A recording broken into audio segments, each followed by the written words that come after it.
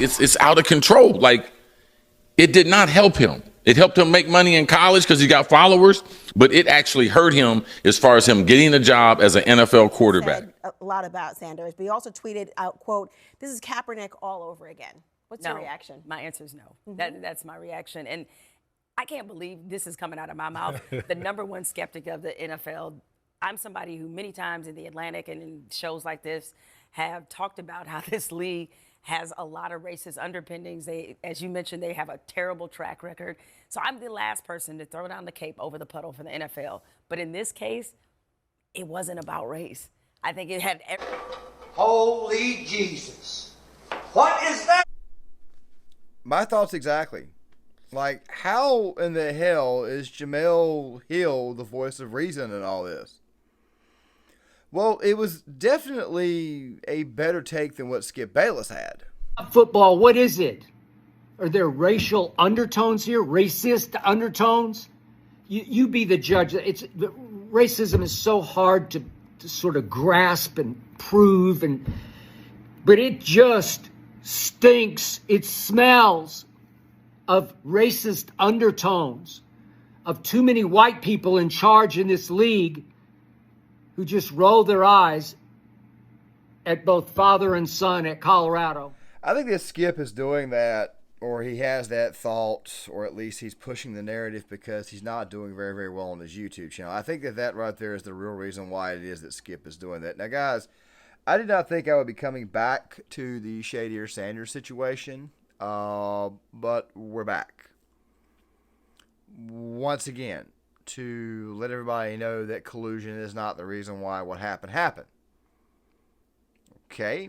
Just figure I'd let you guys know that before we get started. However, what is interesting, though, is how it is that those who have been known to be race hustlers have, let's just say, come out for some odd reason against this narrative. The main one, of course, is Chris Carter. Chris Carter, of course, being an NFL Hall of Famer, great wide receiver. Used to give my Packers all kinds of hell when he played for the Vikings, but I think that he probably had the most realistic take of them all. Now, what I find interesting about this is why it is that they've decided to come out with this now. And when you really think about it, it's really not that interesting at all, because to me, I think it's pretty daggone obvious. They are no longer bound by a narrative that they have to push. Now, guys, before we fully dig into this topic, make sure you guys please hit the like button. If you guys can, please subscribe if you like this type of content. Also, something else, too, if you have not subscribed, please consider, like I mentioned before, it actually helps the channel grow. It also supports the channel for free. If you are subscribed, please make sure that the notifications bell is on, so that way you guys are notified when videos are released. You guys can follow me on Facebook, and you guys can follow me on X, also known as Twitter. This is the only video that's planned for tomorrow. I'm going to go ahead and get this video right here out, and then probably the video through the weekends, and then, of course, go ahead and focus on the brand new content, which should start next week. But, of course, though, there's probably going to be other videos to go along with that, too, just probably one a day. But still, though, you guys can follow me on Facebook, and you guys can follow me on X/Twitter, and let us go ahead and dive into this. So, like I said before, these people are not exactly bound by a narrative anymore. Well, Jemele Hill, she is very, very much still, well, deranged, but still, though, at the same time, though, on CNN the other night, she was actually quite reasonable when discussing the topic of Shedeur Sanders. Here's the rest of that. Shows like this have talked about how this league has a lot of racist underpinnings. They, as you mentioned, they have a terrible track record. So I'm the last person to throw down the cape over the puddle for the NFL. But in this case, it wasn't about race. I think it had everything to do with the fact that they did not value Shedeur Sanders as a talent, as that kind of surefire. He's a lock as a first round or top 5 kind of guy. And again, in that draft process, that's an evaluation of who you are, your character, your football character, all those things. So if it's true, the reports that he was purposely tanking some interviews because he didn't want to go to those teams, showing up and doing other things with other teams, those kind of messages get out across the league, and they're going to reflect poorly on him. And so she still can't fully let the derangement go. As you guys know, she sits here and says that the NFL still has racial underpinnings, but still, though, at the same exact time, this right here had nothing to do with race. Cam Ward got taken first overall. You had Milroe, he got taken. I mean, the NFL itself is roughly 75% black. I mean, that's without even getting into the actual numbers itself. I understand the whole black quarterback notion. And speaking of black quarterbacks, there was also Cam Newton. Now, if Cam Newton is telling you that you're cocky, obviously there is a problem, which, of course, he addresses or he says in a roundabout way here. Oh, Sheduer, like, first off, I got to hold him accountable, right? Travis Hunter is what we would think Shedeur is supposed to be. Travis Hunter is polished like a quarterback. Shedeur is always got this mean mug look on his face, like he always snobbish looking. You know what I'm saying? I've met Shedeur multiple times where I'm looking at him like, okay. It's just like, you know what it is. You know what I mean? Yeah. You know what I'm saying? He always in character for a reason. Like, I gotta portray like I'm hard. Yeah. But here's the thing, though, and you guys are seeing some stuff right here in the B-roll footage. Cam has actually been following Shedeur for a while. The one that I'm showing you guys now is his reaction. Just look at his body language, because he doesn't want to say it, but his body language tells you everything you need to know. This right here, of course, is the bit where Shedeur Sanders basically ran his mouth at the ball boy. It's a ball boy. It's a stadium worker. There's no point in running your mouth at him. There's no reason to, bow up to him. There's like no reason at all.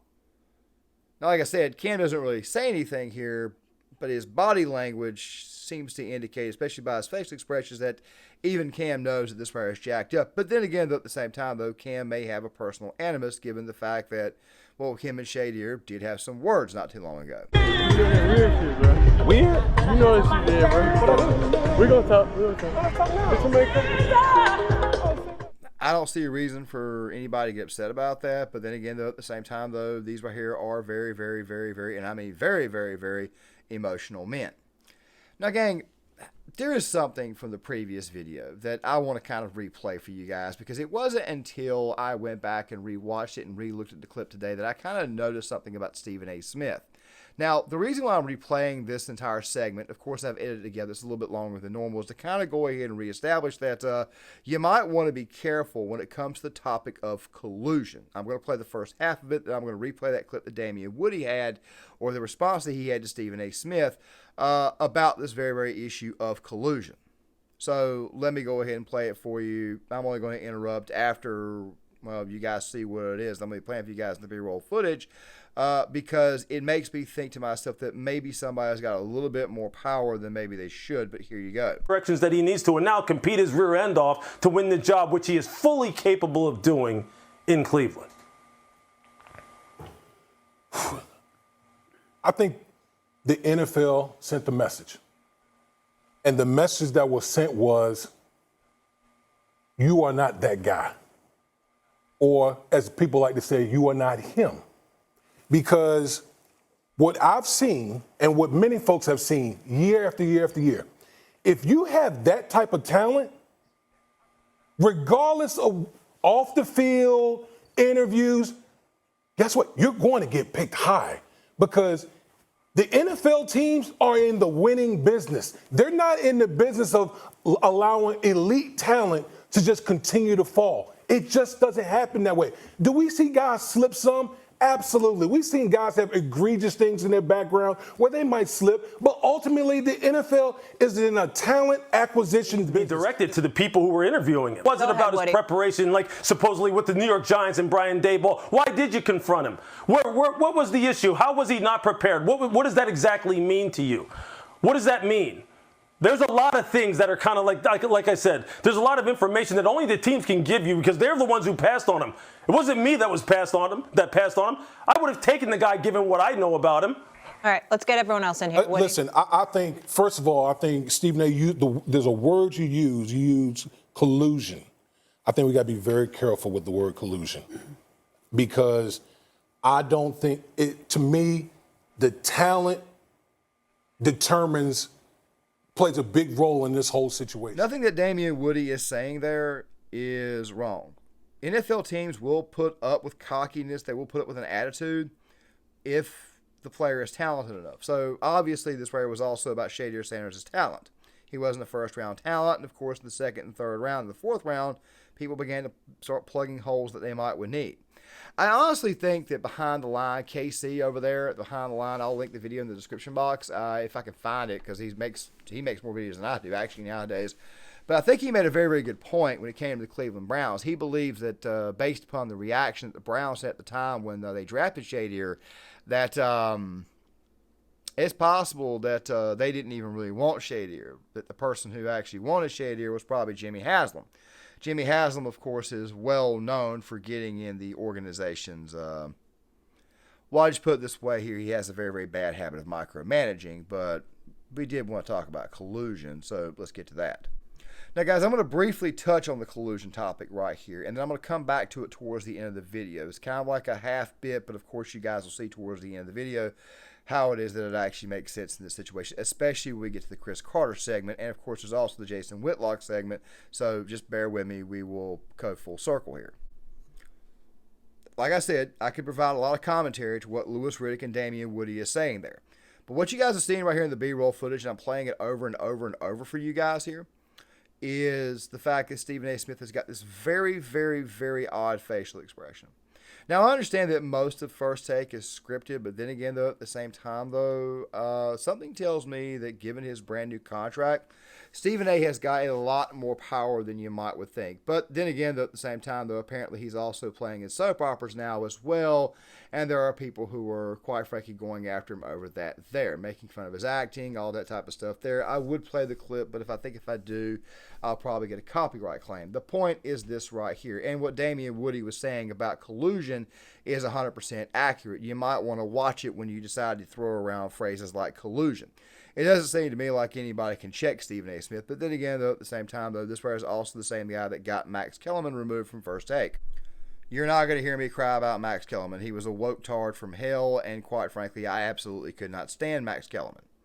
But still, though, at the same time, though, this right here goes to the amount of power that Stephen A. Smith has, and it seems to me like if you go against the narrative, because there was even a bit there in that particular segment where he basically blasted Louis Riddick saying he was disappointed in him, and pretty much called out Louis Riddick saying that he was low intelligence. Now, that clip will be linked in the description box, but Louis Riddick has been an NFL executive, analyst, been off and on for many years, been in the NFL, worked with the Cleveland Browns. I don't think that Louis Riddick is an idiot at all. If anything, I would think that maybe Louis Riddick probably has the highest IQ about the sport itself than anybody on the panel, outside of maybe Damien Woody. And Damien Woody, if you guys are not paying attention, when he said what he said, saying you might want to be careful with collusion, it seemed to me like he really and truly had to choose his words carefully, and based upon his facial expression, it seems to me like there's a little bit of fear there. But moving on. Now, gang, the thing that went viral was this bit right here that you guys are seeing right here in the B-roll footage with Chris Carter. Now, guys, the overall segment is roughly 5 minutes long. It's a relatively long segment, so I'm going to put it in 2 separate segments, edit it down, and I'm going to provide a little bit of commentary in between each bit. But I think Chris Carter was the most real, especially when it came to this topic of Shedeur Sanders and why it was that he slipped as far as he did. So let me go ahead and roll the first half.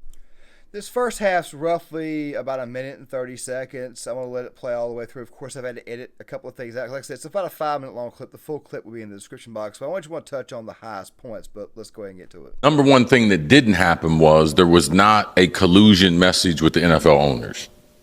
Okay, what? Okay, a lot of people think that. Because they wouldn't be able to keep a secret like that. And so they might do it, but they couldn't shut up about it. They wouldn't be able to shut up about it. But every owner is very, very selfish. Now, why would I do something to my detriment? Like if I need a quarterback and I think this kid is it, what he didn't realize is the guys that have fallen in the draft before, they all had unusual traits. Like they had some superstar qualities to them. Now, some other things happened that made them fall, but Shedeur and his family, they overplayed their hand. Deion Sanders overplaying his hand is 100% correct. He was very, very much involved from the very start. Shedeur had several interviews. This will come up again here shortly. And we've talked about that in the previous videos. There was also the bit with Brian Daboll. Brian Daboll, the head coach of the New York Giants, even called him out during the interview saying that, dude, you need to prepare. The playbook issue is something that I think a brand new quarterback and head coach could iron out. But still, though, Chris has obviously made some very, very good points. It's very obviously went viral for a reason. But thinking that he was in the same evaluation mode as Eli Manning, they didn't play that right.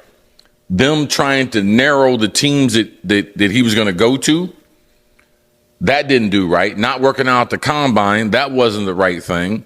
His interview process, obviously he could have done a lot better in that.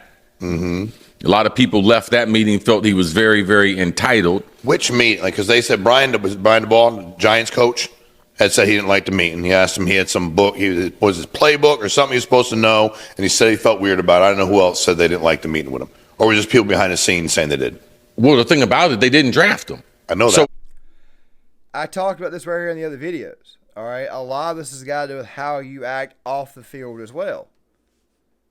Dude, when and that part about Cam Ward, we talked about that in the previous video, and I even played the bit. The thing is this right here. They want a football player. That right there is what they want. They want an actual football player. They don't want a rapper. Carter would eventually go on and talk about the fact that, and I'm playing the rest of it for you guys right in the B-roll footage. Like I said, the full bit will be in the description box for you guys to check out. But the thing is, this right here, he talked about the fact that Shedeur was wearing this $100,000 chain. He talked about the fact that Shedeur cost himself probably $30 to $40 million in NFL money. Yes, he got some NIL money, but still at the same time, though, the point is this right here. These owners, general managers, head coaches, they did not see somebody that they wanted to put the reins of the franchise on. Or they did not want somebody with the reins of their franchise like Shedeur. Now, guys, I don't say this to be critical of Shedeur Sanders. If anything, I think that if you want to be critical of anybody, you should be more critical of Deion Sanders. Because Deion is his father. He's an NFL great, NFL Hall of Famer, and head coach. And you mean to tell me that you could not get this boy ready for the interviews? I'm not saying that he would have gone in the first round. As a matter of fact, I think I said in the very first video about this topic months ago when he was starting to fall in the draft that I felt that the ideal scenario for Shedeur Sanders, if he was going to go in the first round, was to get drafted by somebody like, say, the Giants, so that way he would sit roughly a year behind Russell Wilson, and then maybe he would get another year, or maybe he would compete for the job the second year. Basically be a red shirt, a lot like what Aaron Rodgers was. I also said at the exact same time that maybe another ideal scenario would be somewhere like the Raiders, because they only signed Geno Smith to a 3-year deal. If that right there is the case with Tom Brady being at the helm, also being a mentor to Shedeur, it's possible that maybe after a season, 2 years, if Geno's not working out, it makes perfect sense to go to Shedeur. Or it's the perfect guy for Shedeur to bridge behind, maybe even for the full 3 seasons, 2.5 years, depending on the injury. The fact of the matter is that they did this right to themselves. And it really does suck for the kid, because I really truly don't believe that he deserves the humiliation. It's satisfying to see the media get humiliated, but the player himself, it's not that satisfying to see. But what were we originally talking about in this video? Oh, that's right, the media, and why it is that even the race hustlers have turned on this. Well, let's go back to the Chris Carter interview one more time, however, via the way of Jason Whitlock, who would know a little thing about this because Whitlock does not work in the mainstream media anymore, but yet he still at the exact same time is kind of holding to the hope that maybe these people are in fact real people. I'm going to play it all the way through. I'll come back on the other end, give you guys my final thoughts, close it out, and tell you what I think is going to happen next. If that's the case, that's a bad interview, bro. No, it is the case. He didn't get drafted right. It's no speculation. Like, we're through the draft. We're through 3 days. He threw away at least $30 to $50 million. Chris Carter saying what I believe. Chris Broussard saying what I believe. Bomani Jones saying what I believe. You could knock me over with a feather right now. These are 3 bona fide sports media race hustlers.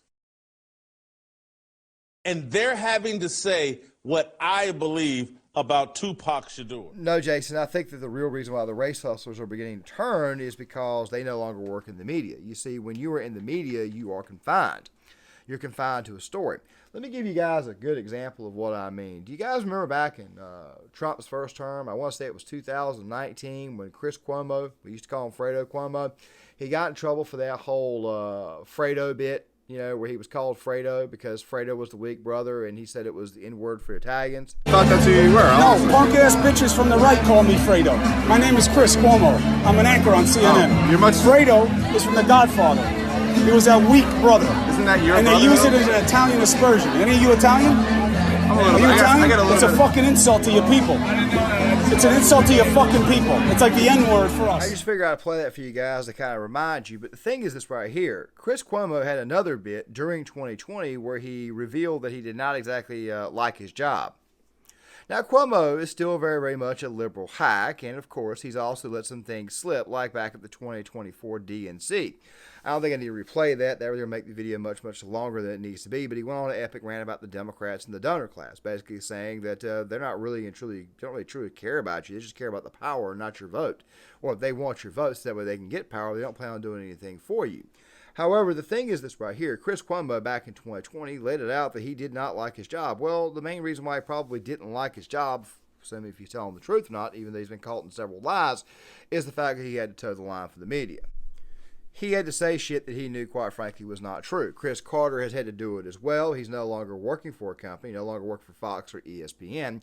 And also to go on top of that, there are multiple others out there who've probably gotten tired of carrying the line. Now, I'm not saying that smelly Jemele Hill is not exactly tired of carrying the woke line, because she is, in fact, very, very much woke. But I wouldn't be surprised if you don't see other journalists coming out here. Now, guys, there is one more thing that I do want to say about collusion before I close this video out, because I did not hit this hard enough yesterday. But the concern about someone like, say, Damien Woody earlier saying you might want to be careful when you use the term collusion is because the network itself, if you're an employee of the network, that would there being Stephen A., if there's no actual proof and you're just throwing around accusations, it's possible that this could lead to a lawsuit that could, in fact, get ESPN, ABC, Disney in trouble, and not just you. I just figured I would point that out before we go any further. But my thoughts are this right here. Don't be surprised if they don't let it slip from time to time against the actual narrative that's being pushed. Someone like Skip Bayless, he's pushing the race narrative because he needs clicks right now. Jemele Hill, she's pushing the narrative that it was not about race, probably because she thinks that the ESPN, the worldwide leader in woke, is probably a little bit sad right now. I mean, did you guys watch the coverage? Mel Kiper Jr.? Oh my God, it was absolutely pitiful. Where someone like Damien Woody's got to basically tread lightly when he talks to Stephen A. You guys remember the facial expression. He just looks like somebody who just wants to, get somebody fired. He wants to swing his cock around, his itty-bitty one. Then again, though, Jason Whitlock calls him a eunuch. But someone like Chris Carter's not going to hold back because he doesn't work for the liberal media anymore, the liberal sports media, where someone like Colin Cowherd will toe the line. And toe it, it's absolutely hilarious to look at all the contradictions. But that right there is something that I expect to see going forward. Of course, this right being one of the last sports videos that I do, at least for the time being, until we focus on that brand new content. But of course, I just figured I would go ahead and kind of like tie a bow on this entire Shedeur Sanders situation. The video will be released on Thursday, or probably one out on Friday. If something does in fact happen, I'll get one out tomorrow and maybe an additional one out on Friday if I can. I'm kind of algorithmically struggling right now, so I may have to post a little bit more until that new content is actually revealed. Still though, if you guys can, please hit the like button, subscribe, share the video, sign up in the comment section. We'd love to hear what you guys have got to say. I'll see you guys later.